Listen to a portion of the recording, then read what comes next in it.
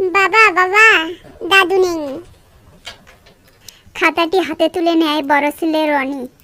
সেই খাতায় কেবল একটি মাত্র লাইন লেখা।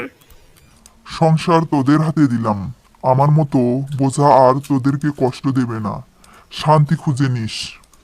ইতি, তোদের বাবা।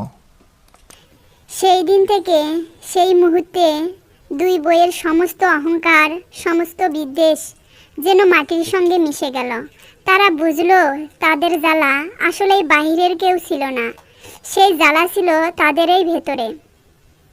তাদের লোভ, তাদের হিংসা। তারা তাদের স্বামী সন্তানদের দিকে তাকালো। সেই শান্তিপুরের পরিবেশ আজ হঠাৎ করেই বিষাক্ত মনে হলো। আকাশ মোল্লা কোনো নাটক করেনি, তিনি শুধু নীরবে সয়ে গেছেন। আর তার নীরবতায় দুই বউকে বুঝিয়ে দিল, একজন মানুষ যখন কেবলই বোঝা হয়ে যায় তখন সে নিজের হাতেই নিজের মুক্তি খুঁজে নেয়। গ্রামের মেঠো পথে আজও মানুষ হাঁটে, কিন্তু এই উঠান আজও নীরব।